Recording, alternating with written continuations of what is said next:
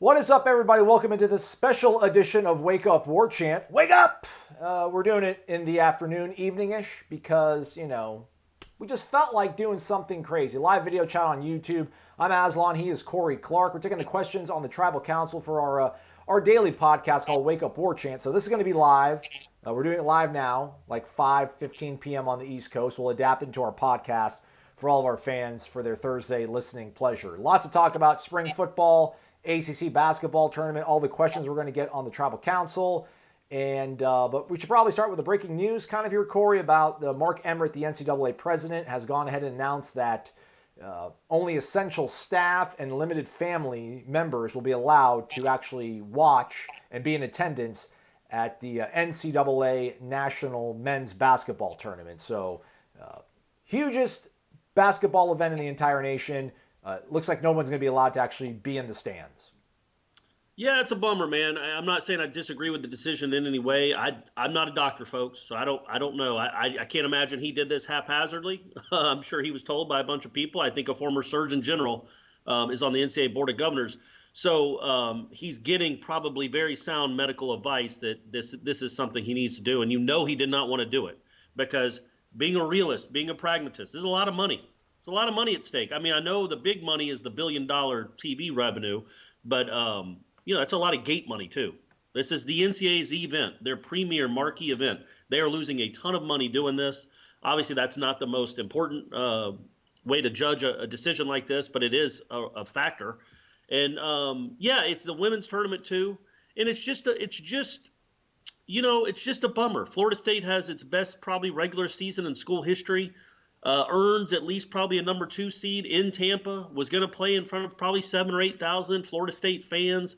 And now they'll be playing in front of, I guess, Trent Forrest's parents and, siblings and Raekwon Gray's family. And that's it. Like, there will be no home court advantage. So not even that that's that important. It's just, it's going to be, I mean, it is important, but it's just so surreal. I mean, you're going to hear squeaking shoes.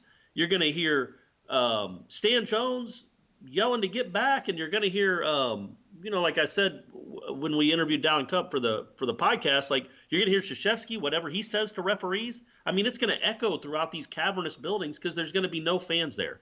It's going to be really, really surreal. Heck, we don't even know if we're going to be allowed. We don't even know if the media is going to be allowed to attend either. No, we don't. And that wasn't part of, weirdly, that wasn't one of the things he mentioned in that initial statement. I felt like that would have been the first thing he wanted people to know is whether the media was going to be there. So no, we don't know. It's essential personnel. I don't know that we count as that. I do think they'll let the broadcasters, the radio broadcasters come and do the games. And so if you're doing that, maybe you open it up for each team gets 5 or 6. Maybe it's a limited number of media. Like 5 or 6 from each team gets to come, 1 from each outlet, whatever they want to do. Or it might just be, no, you're not coming.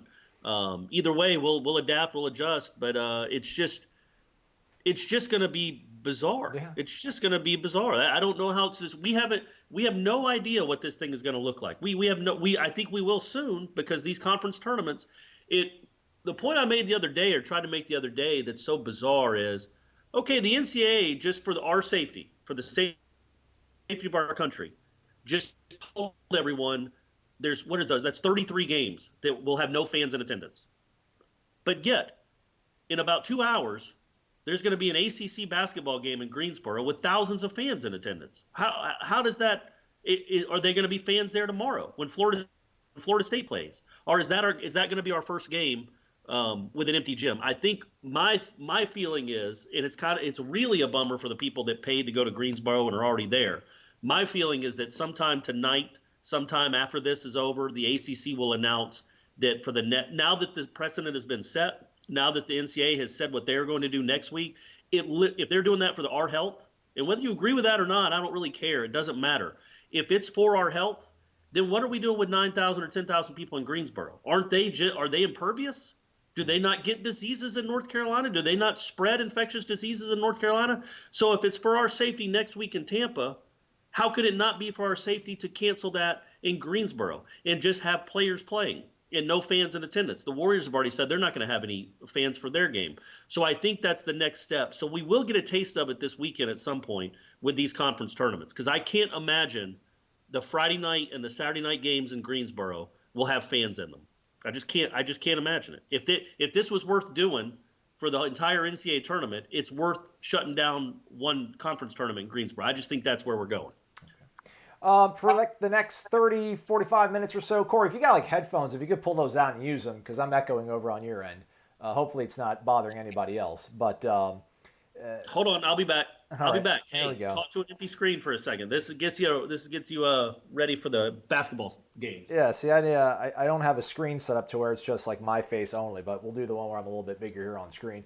We're going to take most of our questions from the Tribal Council over on warchant.com. If you're not a member, it's a great time to join. Use the promo code FSU Spring 2020. If you sign up for 1 year and use that promo code, again, FSU Spring 2020, you will get 18 months of access for the price of 12, and you'll get a $50 e-card to garnetandgold.com. And if you live in South Carolina, if you live in Washington State, if you live in Nevada, it's fine. You can go ahead and use it online at garnetandgold.com, so check it out and do use it. I'll go ahead and maybe try to answer the first question myself, although I'm sure Chris Kelly 941 probably wants Corey's insight as well. This is only second post ever. He asks, first off, he does say, "Wake up! Hey guys, love the podcast. I want to get your thoughts on Coach Fuller and what kind of intensity he brings to practice. Also, really excited to see the Noles here in Tampa come tourney time. Any idea on what time the games will be?" Well, he posted this question at midnight. Things obviously have changed. By the time most of the people that watch this, we got a lot of folks that watch it on replay. I'm sure things will have changed by then as well. We do know they're playing. Well, actually, we don't know whether, but we do know that Tampa's a Thursday, Saturday site. So we would expect on those days, obviously, the times we do not know yet. But what are our thoughts, Corey, as you rejoin us on Coach Adam Fuller and what kind of intensity he brings to practice? Yeah, so I looked for the headphones. They don't have the plug-in for the computer. I mean, why would they? Why would headphones have a standard 3.5 millimeter jack, right? So, no, they're like iPhone headphones. They're not ones that go into the computer. I don't even know if they make those anymore. So sorry, you're gonna have to deal with this. I apologize. And I didn't mean to laugh when he said he was looking forward to seeing them in Tampa. That really is a bummer. I do feel bad for people. I mean, it's a bummer. It's really kind of not depressing, but just, I don't know, frustrating. So Fuller, I like him. He's not a yeller necessarily, like a screamer, but he is intense. There's not a lot of joking around, and there's a lot of teaching. He's like a, he's not Jimbo. He's not screaming all the time. He does have a loud voice. He's got that Boston voice, that Boston accent, but he's doing a lot of teaching intensely throughout the course of those 2 hours that I can see. I really like him. His attention to detail is something that I think is pretty rare. I don't think it's just rare compared to last year. I think it's just rare when he's dealing with the defensive backs, when he's coaching them, or when he's just coaching in general. Because it's not all about, hey man, you need to be here. This is where you need to be. You read that wrong. It's about, this is how you got to get here. These are the steps you have to take. Don't cross over or cross over. Or when you're punching someone, I don't want you extended like this. I want you like that, getting into them like that. Can you see that, Aslan? Can you see that, the way that body moves? Yeah, just pop it. So yeah, I do like the attention to detail, and he is a pretty intense dude. Of course, you stopped talking the one time I go reach for my water bottle. You saw it, though. I like you set me up for success. I appreciate you, teammate. Yeah, man, he got in the kitchen of, I would assume, a presumed starter for this defense the first day of practice, got in his face and wasn't happy with kind of his attitude. So he's definitely not shy to call guys out, but we do see him also encouraging guys a lot. I think his intensity is great, man. It's, we weren't able to see practices start to finish all the time with the previous staff. I think we probably saw enough games from Charles Kelly where we had a pretty good idea of maybe his temperament. Adam Fuller, to me, seems to have a real... He's kind of what you want a defensive coordinator. There's a lot of aggressive. There's a lot of intense getting on guys, which I think you have to do. And the crazy thing, too, is this is the beginning of everything. This is like the easy part. This is fundamentals. He's talking about... They're just giving them the fundamental looks they want to give the offense. Like there's not a lot of checks and changes and things like that. So when he starts adding more stuff, he's going to be much more demanding on these guys, and I'm sure will also kind of adjust the way he does teach these kids. But so far, so good, man. Again, a sharp guy, and when you see him communicate to the guys, it's 3 or 4 words and things are being picked up on and it's on to the next thing. There's a clarity in the communication that I don't think we saw a lot with the previous staff that makes me feel a bit encouraged, Corey. Agreed. He is a little gruff. He's got that Boston gruffness to him. Yeah. But what he has to be, what all good coaches and teachers have to be, is good communicators. And it's only been 2 days, so we'll see. And he's not really installing much. But once we'll see how well he communicates by how well these guys know how to play zone, for instance. Can he communicate his philosophy well enough that these guys know what the flip they're doing and there's not dudes just running free all over the field? Yeah. All right, let's go to our next question. It also comes from the Tribal Council Quiet Warrior. Hey, I'm listening. Corey. I'm listening. You ask while I'm listening. No one would see. No one even know that you're getting up to move away, Corey, if you didn't say anything. Sorry. Wake up, gentlemen, or actually in all caps, wake up! Great job on the show. Every episode is a must-listen for me up here in Flowery Branch, Georgia. Corey, we're practically neighbors. We should grab a beer sometime. Did you hear that? I did hear that. What up? Flowery Branch, represent. Also, my 12-year-old son loves him some Zaxby's. Big Zack pack is his go-to. So we're teaching him young. That's very good.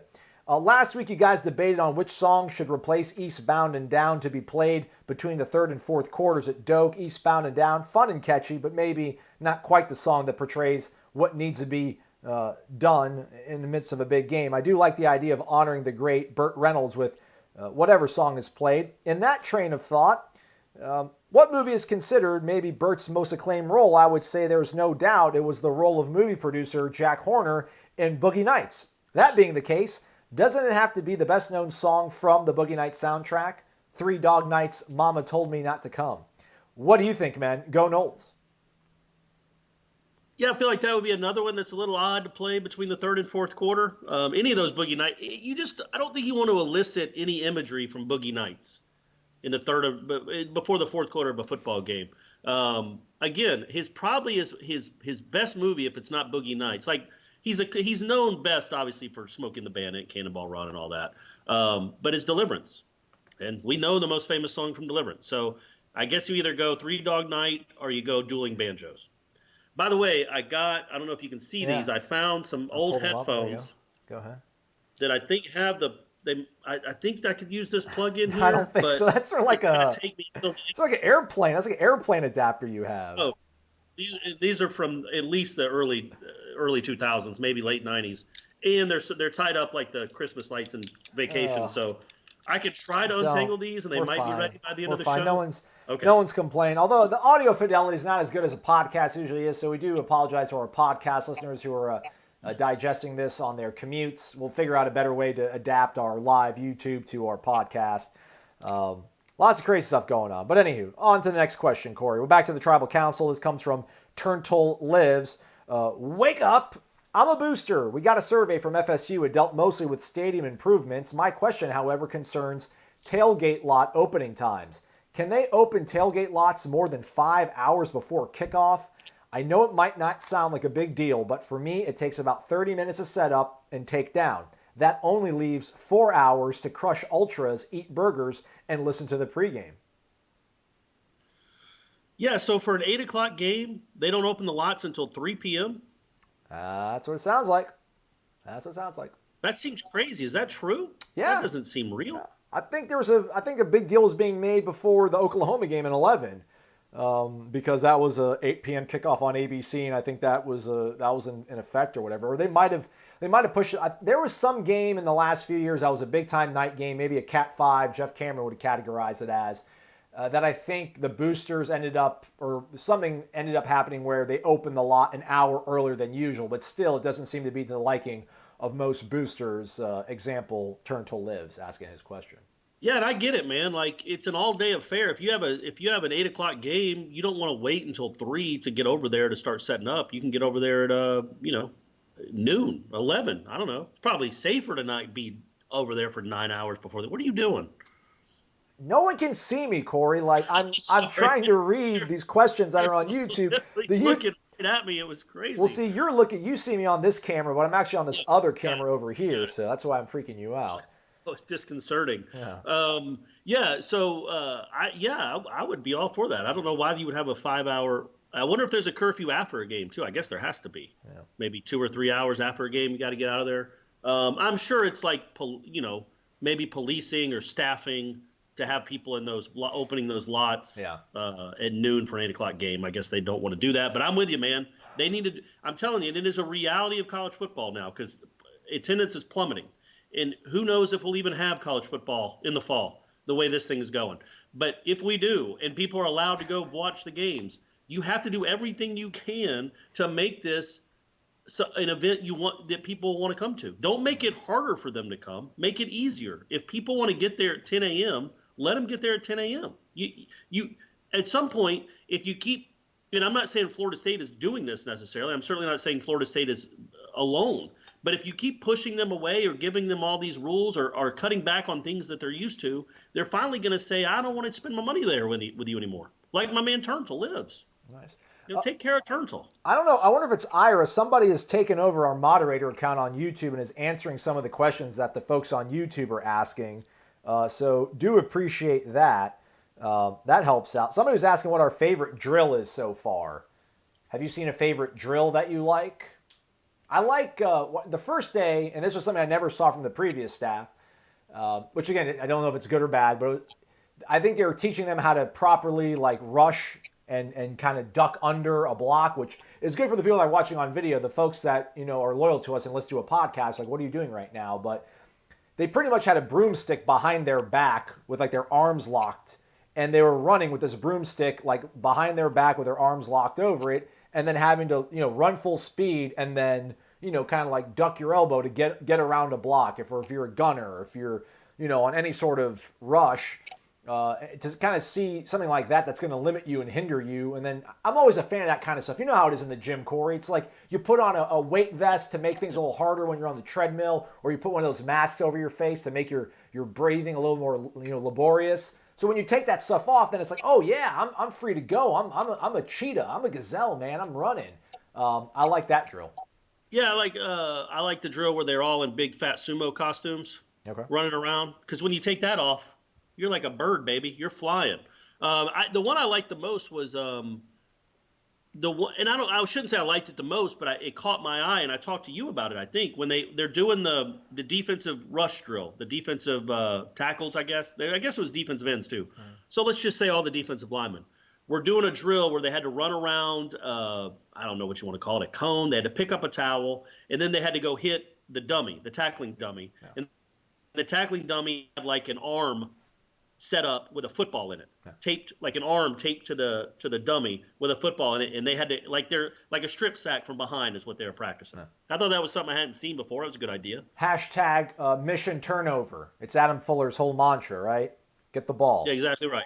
Exactly right. Get the ball, get it back. Hey, let's go to this guy. I keep seeing people saying this on YouTube as well, so maybe you can provide some clarity because I don't know. Are they calling you Sweet Pea or something on headlines, Corey? I'm guessing it's some sort of headlines joke. Somebody asked, one of the headliner questions asked if we were going to be nicknamed for food, what would we be? Oh. And Jeff said, well, Corey would be Sweet Pea. And I'm like, that doesn't, no, I wouldn't. And I protested just enough. Right. That's what everybody's calling me. Okay. So I don't even know. And like I pointed out, what is a sweet pea? Is that a real? No clue. Is that just a pea with sugar on it, or is there a whole separate vegetable called sweet pea? And then Ira's chili dog, but nobody calls him chili. I suggested chili dog for Ira, but nobody calls him that. And then Jeff is nothing. Nobody came up with anything for Jeff. So cool. So yeah, now everybody calls me Sweet Pea. Good news. Some random person on YouTube named Claude Villainaire says that as with every other virus outbreak, this will be old news by June. Thanks, Claude. I hope so. I hope so, buddy. I'm with you, man. I hope so, and I hope we're a relatively healthy country after it passes. Maxwell Gibbs says, "Wake up, Aslan. Wake up, Sweet Pea. Spring is in the air. It's one of the best times of the year in all of sports. Question for you two this week: would you prefer the basketball team to be a 1 seed and have a tough side of the bracket, or would you rather them be a 2 seed and have much more favorable matchups? You two are back to a 5-star review." So, thanks, Gibby. 2 seed. Give me the easier bracket. It is just so. I find it hard to even talk about the tournament right now. Oh, stop. I can't. I can't get. it's just bizarre. It's going to be like it's just going to be so weird to watch. Like you're thinking, okay, well, so you match up with Kentucky in the Elite Eight in front of 14 people. Like it's just weird, right? You're going to cut down the nets in an empty gym. The only cheering you're going to hear is from your own bench. It's just going to be really, really weird. But yes, I think you'd always want to be a 1 seed, always.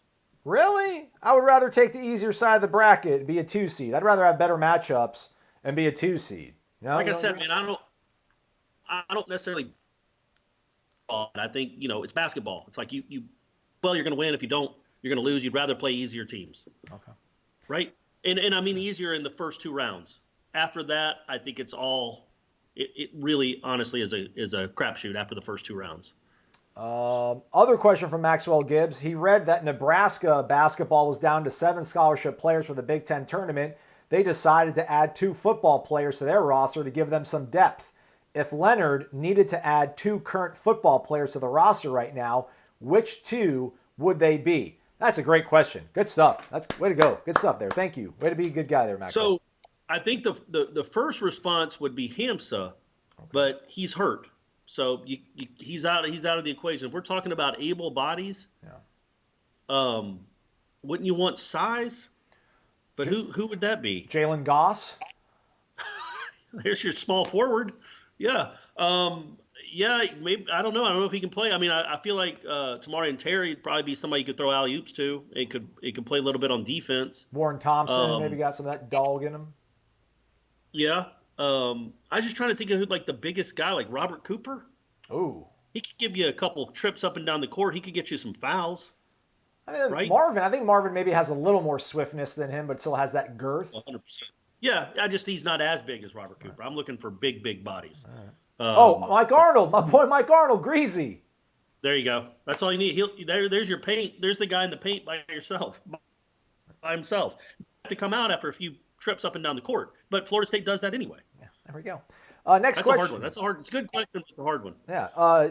J.I.I. Knowles. It's Jeremy from Miami. Wake up! What up, guys? What up, 5-star fellas, he actually says. I know the media is all for as much access as possible, rightfully so, but is it possible that too much access can give our opponents too much information on what is taking place on our practice fields before games? Thanks for all you guys do. Everyone here, please rate, review with a 5-star rating. Also, shout out to the good guys at Zaxby's. Oh, that's right. There you go. That's Well right. done. That's right. What happened there? You all right? Drop the cap to my dry erase pen. So I have this dry erase pen so I can mark down certain times in the show when we talk about certain topics so I can put it in the rundown. It took me 25 minutes to remember it today, so it's going to be a messy one. Again, apologies to all of our loyal listeners on the podcast. We are damning you for the sake of YouTube hits right now. Yeah, no, there definitely is. There's a line there where especially come the fall, if they're working on a special package or a couple of trick plays or a fake field goal, yeah, you don't write about it. Or if you say, hey, Travis Jay got about 20% of the reps at quarterback today. That's a disadvantage for Florida State if they're trying to spring that as a surprise. And I think that's something that obviously I know not to do. And I think it's something that Norvell would say to us or have Derek, the FSU SID, say to us. Like anything you saw that was out of the ordinary as far as a trick play or a different formation does not get reported. So it's got you. I think there'll be more discussions as we go. Right now it's the spring, so it's a little different.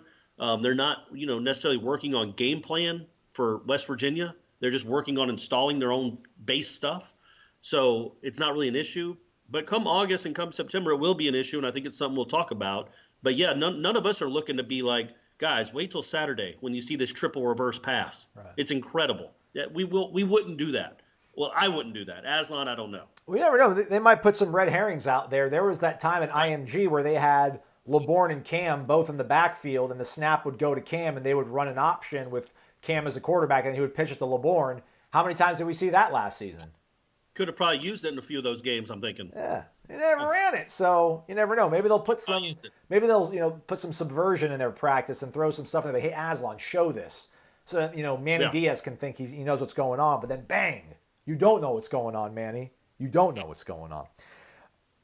You got it. You got it. Next level Let's stuff. see here. Let's go to our next question. Comes from Noel Pimp. Prove Arbs 2717. I think that means Proverbs? I think he's picking Providence in his bracket, which is kind of a weird thing. But good luck to the Friars. I really have I got no So qualms with them. I got two. I don't know if you got them too, but I got two tweets today from people saying that they sent me a Bible verse, and I think it's Proverbs that iron sharpeneth iron. No, And I don't know if they were. I don't know if they were being funny, or if they really think that I coined iron sharpens iron. I can't imagine they really think that I think that, but they might. I have don't no know. clue what you're talking about. Old Dad's a Knoll.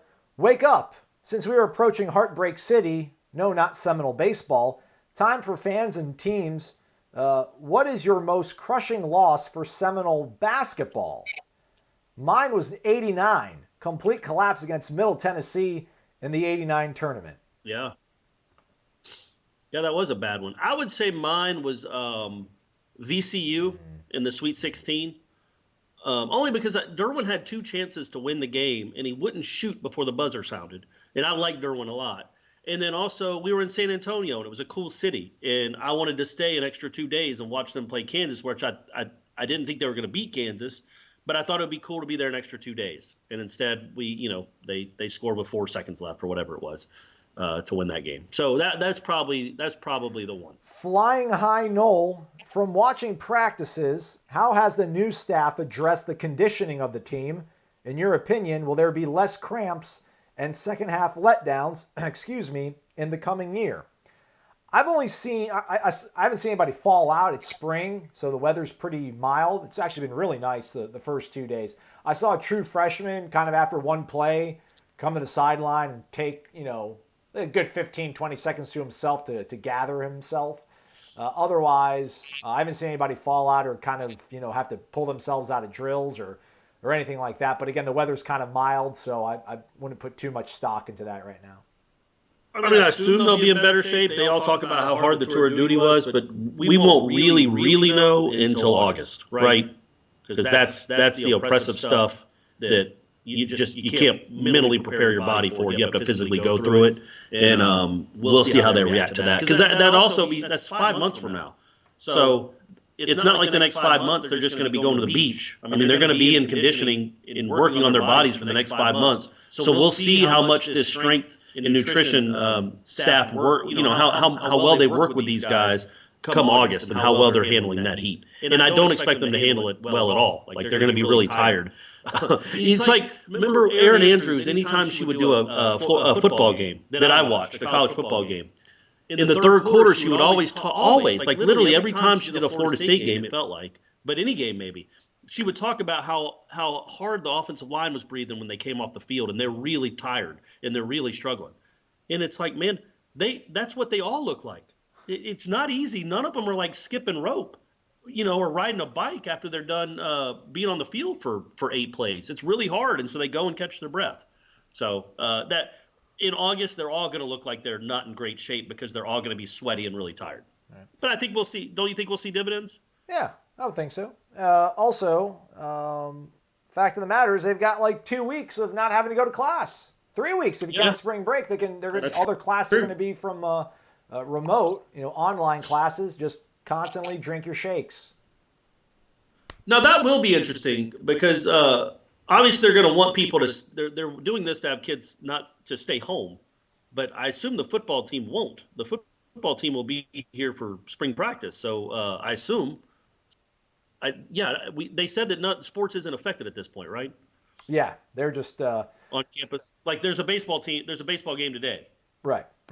They said that any sort of changes will be made in coordination with the NCAA and the ACC. But again, with the NCAA, pushing fans away from their largest property, it would not probably be a stretch to think that maybe something else would happen. But that, again, would be pure conjecture. People saying that there's audio problems. It might be the connectivity right now. Might be my fault. I really don't know. I'm not an engineer. Bear with. Hopefully at least sounds good for the people listening on the podcast. I care about them a little bit. Next question here comes from, pulling it up here, Subaxley1212. He wants to know what's our most memorable spring break. For me, 2004 Daytona Beach. Man, we had like 3 rooms that all attached to each other, and there was like 12 of us.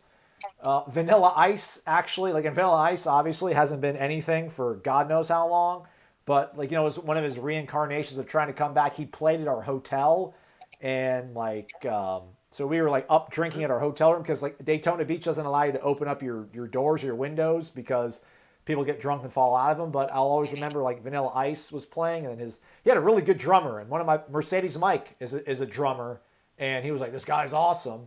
But otherwise, that was probably the most alcohol I consumed like over a 4-day span of my life. 2004 spring break. The whole Rick James skit from Dave Chappelle had come out, so everybody was yelling at each other, I'm Rick James, bleep. Very memorable. Yeah. Very memorable spring break. Yeah, I don't have a story quite like that. I don't think I really took a spring break trip like that with my buddies, but I did go to spring training with my dad when I was in college, and we did that for a spring break, and that was really cool. I saw Robin Ventura break his leg in a spring training game. Ooh. It was really disgusting. Like literally, me and my dad had these seats behind home. Yeah, it was one of those. Me and my dad had these. We moved to these seats behind home plate, and this group of like 5 just gorgeous women sat down in front of us in like the 7th inning. It was like, wow, that's something. And then like 12 minutes later, Ventura's coming home on a double to the gap or something, and he breaks his leg.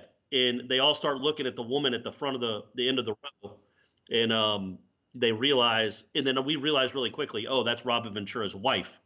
And anyway, what was crazy about it is it was so like you could see the reactions of the player. You know, when you see that when the players walk up to him and then they immediately turn away, like, oh, I can't look at that. And the umpires were doing that too. Like the umpires couldn't look at it. And there were 3 or 4 people legitimately that passed out in the stands because they saw it. Ooh. Like there were paramedics running all over the stands trying to resuscitate people because they had passed out seeing his injury. But yeah, that was probably the most memorable. Jeff Mayers on YouTube says, I saw Vanilla Ice at the Colorado State Fair a few years back. It was honestly a very good concert. Somebody with what looks like Russian font says, hello from St. Petersburg, Russia. Go Noles. Okay. Everybody. All They're right. all out there. They're all out there. Also, Subaxley1212, his question continues. He is cautiously optimistic about the new staff and the fall football season, but I also know what the last 3 years have been like. I don't want to get my hopes up only to have them crushed. Corey, as someone who has seen the best and worst of FSU football since the 80s, from what we have seen from Mike Norvell and his staff, can we remove cautiously from our outlook for next season, or do we need to wait until October 2nd before believing that things truly are better? Yeah, I'm not removing cautiously. Ooh. I can't do it. I can't do it. I'm not doing it. I like what I've seen. I believe in the dude. I think he knows what he's doing, and he's put together a really good staff. But I want to see it translate on the field, and I want to see what this offensive line looks like before I start predicting great success in the near future. But I think, man, he's on the right path. I'm not trying to peel your optimism away. He's on the right path. He's impressive. We just got to see how it translates. See, I think offensive line is wait and see if you have like pie in the sky 10-win aspirations. But I think 7 to 8 wins, and yeah, but you won 6 last year, so that's not a big. I mean, I know it matters how it looks, but still, I don't know that going from 6 wins to 7 or 8 wins is going to be enough to rally us up and know that this is the guy for the job. You know. Well, I do think. I mean, there's. Even in two practices worth, I just see a level of organization and focus and just like what you need from a coaching staff, like how your coaches need to talk to players, how they need to stay on top of them, to see the way players respond to it, to think that like at least right there, you're like +1, automatically right there. Yeah. Now they've got 13 more of these practices. 3 months of being in the gym, and then whatever, I don't know, 18, 20 practices, whatever they have in preseason to get ready for a West Virginia team that's probably, on level ground with the way that Florida State played last season. So win that game, then everything good happens. I Also, agree. he wanted to know if there's any more Tinder updates. I don't have a Tinder update. I don't want to compare this to my buddy Mike Sands, who I wear his bracelet in his memory. Lost his battle to cancer earlier this year, and we still had a group text with all of us.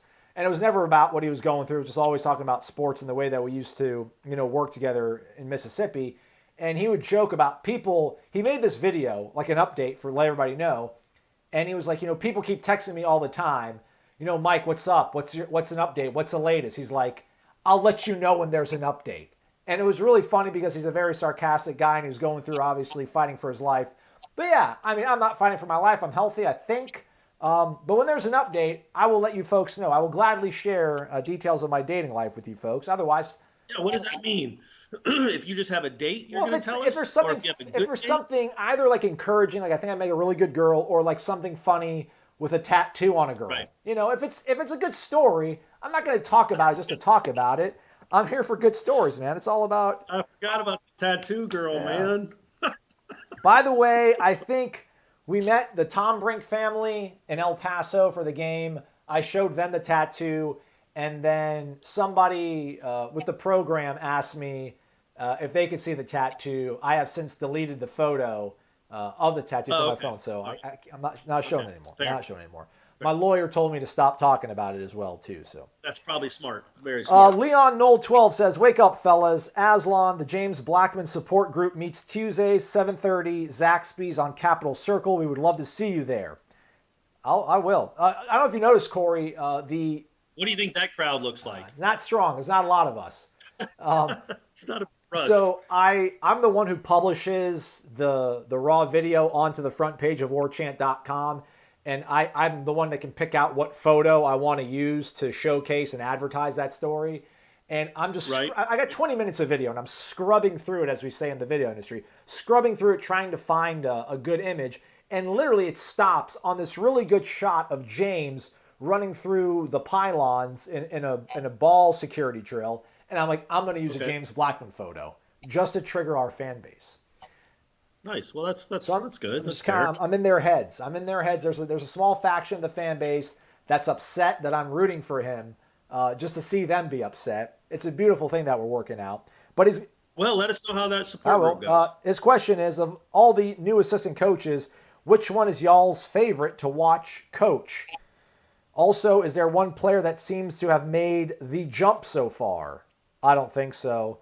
I know it's early, but just curious. Love the show. Keep up the great work. I like Papuchis. Like Papuchis is just he's a rabid bulldog. He's just yelling, raising. Where are you? Get over there! Like Papuchis that's like his job right now. Just like yelling and getting everybody in the right place at the right time. So Especially during those, Yeah. because they'll do like 2 or 3 periods devoted an entire field to special teams. It's not just like he's got a portion of one practice area to do his drills. He's using the entire field, and so he's screaming. His screams go from end zone to end zone, like they just resonate over the whole practice field. So yeah, you hear him, and you're right. A bulldog's a good way to describe him, and I like him as a person. He seems like a good dude. Big hockey fan, and he's kind of bummed. His kid is apparently a really good hockey player, like a 12-year-old hockey player, and there's nowhere to play hockey in Tallahassee. So if anybody listening knows of any way that his kid could continue to play hockey, let us know and we'll let him know, because right now he said he's doing research, but he can't figure it talk out. to Tom Lang. Tom Lang's the resident hockey guy in Tallahassee, right? Screw Tom. Whoa, what's going on? I'm just kidding. Next question comes from Matt Y, Matt W-I. I don't know how to pronounce it. He says, Aslan, could you speak to how you felt when Coach David Johnson, told you how to do your job? Oh, you filming? You have to get them coming through. Stand here.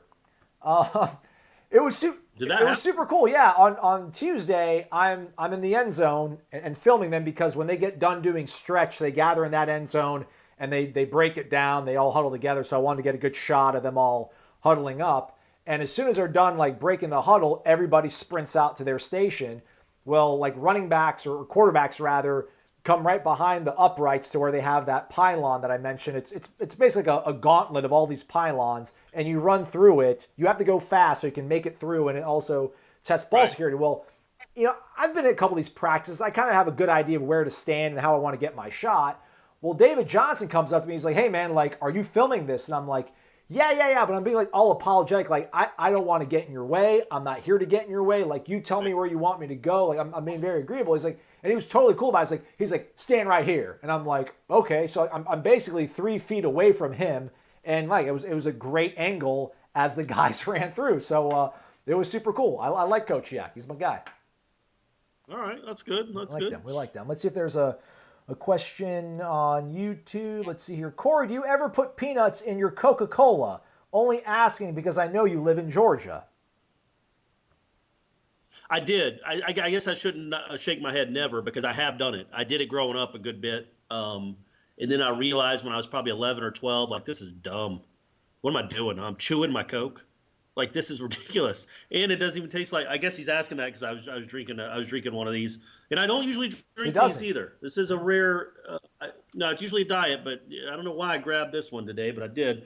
But no, I have buddies that still do it, and I know Jimbo did it, but no, I stopped doing that when I was in elementary school because I just like what I usually drink because I'm thirsty, not because I want to eat peanuts. Well. Most people drink water when they're thirsty, Corey. Have you tried it? Have you tried it? You tried peanuts? I've never even heard about that until 3 minutes ago. Never even knew it was a thing. Oh yeah, no, it's a thing. It's definitely a thing. You dump a little bit in your bottle, or I guess it'd have to be a bottle, not a can.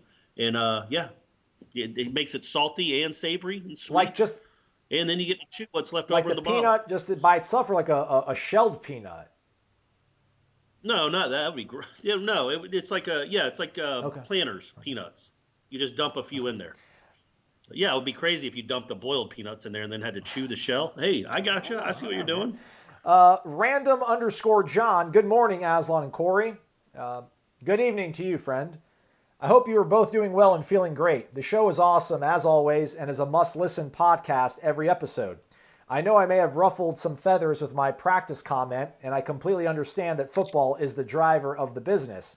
With that said, what do you feel it would take for fans to become more passionate about basketball as we enter this new normal of being good every year? I think that's your answer. You be good every year. I mean, you can't look at how this fan base was in 2015 and how it is now and not see the difference. It's an enormous difference. It really is, not just from our metrics and the way the views we get on some things, not all things, but on some of our stories, the bigger stories and the bigger press conferences after bigger wins, I should say. It's really, really different from 2015, 2016, really even from like 2011 till now. It's different, man. They average, I don't know what they averaged this year, 10,000 in their seats. I mean, I think in 2011, even that was an NCAA tournament team, they probably averaged 7,500. And we didn't have as much traffic when it came to basketball stories as we do now. We didn't have as much knowledge on the basketball board as we do now. And I think that should, are people keeping up with basketball recruiting? All that stuff ties in together. It's still a work in progress. It's never going to be Indiana or Kentucky, but it is becoming a more knowledgeable fan base.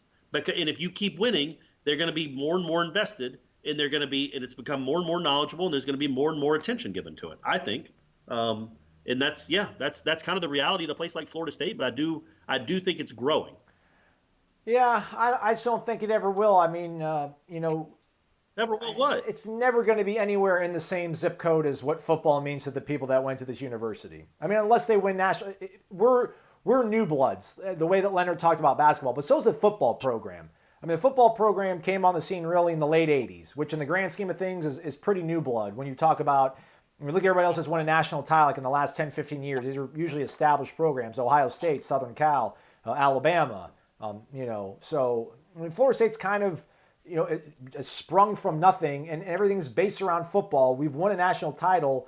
I mean, I guess maybe in hindsight it seems like it was easy. Maybe at the time it seemed like Bobby had struggled for, decades and eons. But in hindsight, I was like, yeah, man, this kind of came easy to us. So, like, until they win a national championship, I don't know if there's going to be enough traction, enough passion built into it, because at the end of the day, man, it's all about the tournament. All the great feeling that everybody felt in the arena. Corey wrote a great column. You can't take that away from the team. He's absolutely right. But if Florida State gets bounced in the second round by a 7 seed, everybody's going to be like, whatever. And then, what's going on with spring football? We're going to be able to watch a spring game, or we're not going to allow to be going to Doak Campbell. So, we talk about on the podcast, there was games they would play, and I'm like, well, this is a good sign. That's a good sign. And you're like, I don't really think what they do in February really matters what's going to happen in March. Like everything with football, and we're a football program, we're a football family, we're a football school, like every little thing matters. With basketball, it's like you can have a bad stretch and lose 3 games out of 5, but if you get hot in the tournament and you win or you go to the Elite 8, that's a better year than if you won. The Virginia sort of is a bad comparison because they won the national title last year. But does anybody from Virginia feel good about the team that got bounced by UMBC or whatever? No. You got to win. Yeah, it's an all or nothing. It's a zero-sum sport. It's an all or nothing thing, and it's too late in the game to make this whole university get really behind it the way that we want to. I don't. It'll never be football, but it can climb up. It's steadily improving, but no, it'll never be football. But also, I don't think it's the zero-sum game that you do. I don't think that if they get bounced in the second round, that'll hurt the growth of this program. Because they just won an ACC championship. It'll be their 4th straight NCAA tournament appearance. They're number 4 in the country. And it's seasons like this that you keep building to where, no, you're never going to be a basketball school unless they get rid of football. Football is always going to come first. But basketball can be really, really important. I think for a long portion of this, a portion of this school's history, baseball was the number 2 sport. I don't think that's anywhere close to the truth anymore. I see those crowds at baseball games, and I see those crowds at basketball games. It ain't close. You're right. Basketball has gone well past baseball, and it's never going to come up with football. It's probably not ever going to catch up to spring football. But it can be a nice, secure second place and have a lot of attention. You can devote your attention to 2 things at once, including, like right now, I'm talking, but my computer's about to die. So I have to go get my power cord and try to plug it in before my computer dies. So this is going to be quick. Go ahead. Hey, take over, Aslan. Oh, beautiful. There's actually, speaking of what, there's a baseball game going on that I'm not at right now because we're doing this live chat. You beat Florida for the first time in like 1,387 days, and Warchant can't even get out to your baseball game. I'm sorry, Meat. I'll try to make it out there as soon as we're done with this. We'll probably take like 2 or 3 more questions as we wind things down. Whoever's taken over our Warchant YouTube account, it's not Ira, Gene. It's Gene actually. So Gene's on there. People keep asking us what quarterback we want to see win. I think Gene's comment on here is not sure if we're going to address it, but it's too soon to name a quarterback front runner after 2 practices. None has looked great so far, but it's super early. Come on. I mean, he's my boss, so I have to agree with what he says by like nature. Oh, there's the big echo. Kill that echo there, Corey. But he's right. I mean, no, he's right. It's way too early. It almost teeters on the verge of irresponsible, I think, to talk about the quarterbacks in any sort of way that compares them to one another in terms of their production. And I've charted, the first 2 practices, I charted every throw in the 7-on-7 and 11s-on-11s. Like it would take me 10 minutes and I could total up their stats and what they did in those portions. I don't think that's fair. And I think that could get a false sense of who's doing well and who's not doing well because the competition they're playing is so different. The kids they're playing with on offense are different. I think as we get into pads, I will actually start to do that. When they start sharing maybe reps with the ones, if we even know what the ones exactly are. But yeah, I think it's way too early to make any kind of, I agree with Gina, to make any kind of even form an opinion on who of those 3 is the best. And depending on what Chubba is like when he gets here, it might not matter which one of these 3 is the best. It's just hard right now. None of them, you don't look at any of them and go, oh yeah, 10 wins is coming. And this kid's this kid's a dark horse Heisman candidate. You're not getting any of that. No, there doesn't seem to be a ton of separation. But that's so early it doesn't even matter. They're in jerseys. They're not even in shells. I think I'm going to echo really bad. Oh, yeah. Get a hold of it, Corey. How about now? Yeah, I think it's just, turn me down as little as you can. As low as I can go with, you can still actually hearing me talk to you. Okay. Thanos Knoll, I think. Thanol. I don't know. You guys have way too exotic a names. It's coming from a guy named Aslan. 592. Wake up, Aslan. Sweet pea. Past 22 years, we have seen 12 different teams crowned national champions in football. In the next 22 years, do you think we will see a team outside of those 12 win a national championship? If so, who would be your top 3 schools to have the best chance of winning it all? I like that. That's a good question, and I feel like I need I more would time to say, think about it. I'm not saying this because of where I went to school, but my first instinct is to say Georgia. They haven't won one in 40 years. You would think, and I'm a Georgia alum and a fan, you would think the way our fan base carries itself, that we would have won championships every couple years for the last 2 decades. No, I haven't won one since 1980. Since 80. Gerald Ford was the president, right? Because Jimmy Carter, they had a presidential campaign, and then Jimmy Carter, Jimmy Carter was running against Ronald Reagan, so Jimmy Carter was president. That's crazy.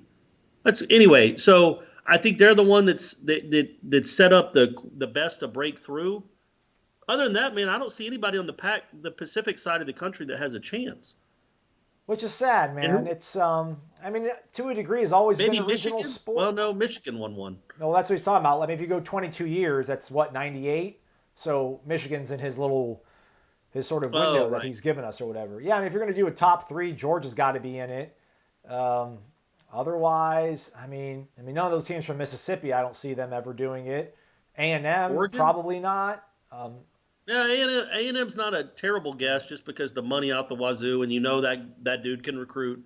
Oregon maybe, because it seems like they get all the best players from that coast, including that number 1 kid in the country from a couple years ago that Willie almost got. Didn't quite land him. But yeah, I think maybe Oregon and Georgia are the 2 that I would think have the best shot. I'm sure there's somebody out there screaming at their computer or phone right now there's an obvious one out there, but I can't think of one. Well, yeah, I'm just trying to think of like Power 5 program. I don't know, maybe North Carolina, Mac Brown.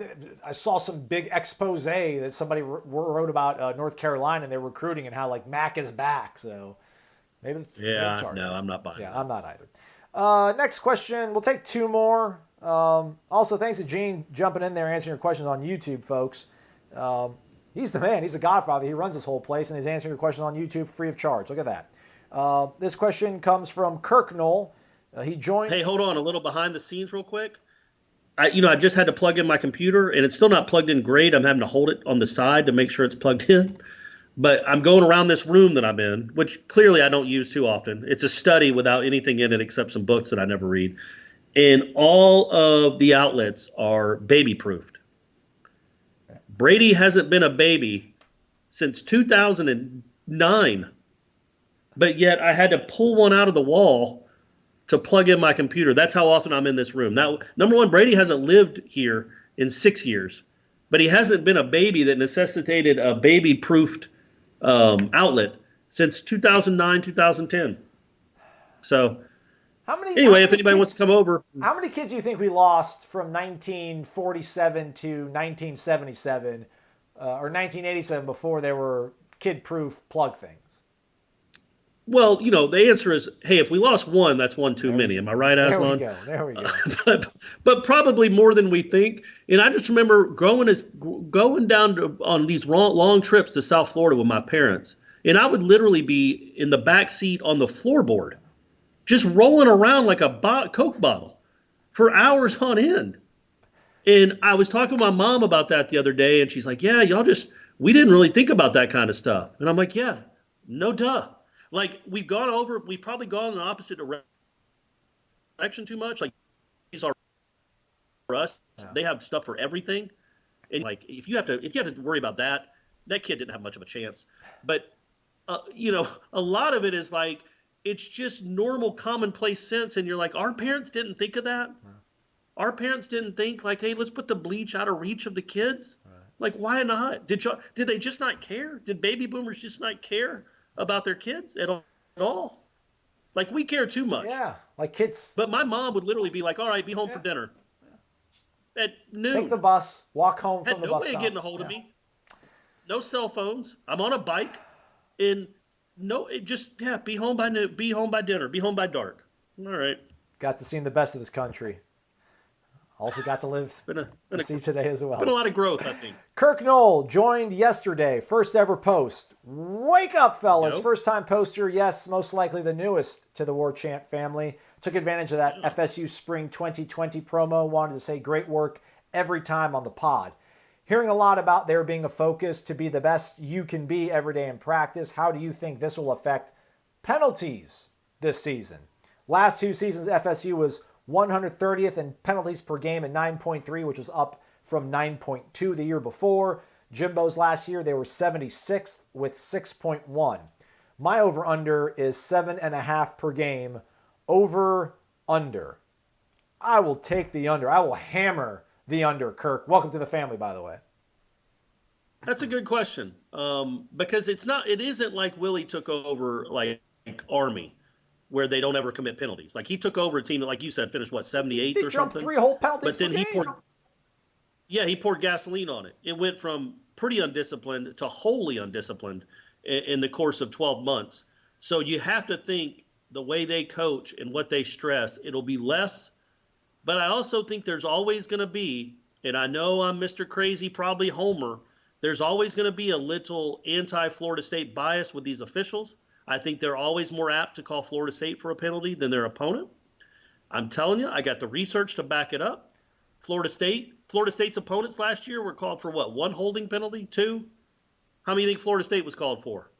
Florida State's the only team that holds. But anyway, I do think there's a little bit of that built in. But so I won't go all the way down to 7.5. But I will say they will commit 1 penalty less per game, at least. All right, so you're taking the over still. They'll be they won't be 130th. They'll be like, just get to the 90s. Get into the low 90s. Right. Kirk, here's the challenge to you.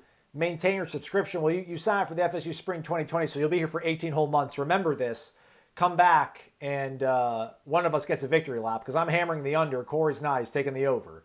So Yeah, that's right. Let's go back to the Tribal Council. This will be our last one of the day. If we didn't get to your question today, we'll be back tomorrow. We'll sprinkle in some insight from Thursday's practice. Again, this is really weird. We're doing this live at 5 p.m., but most of you are probably listening to this on your Thursday morning commute.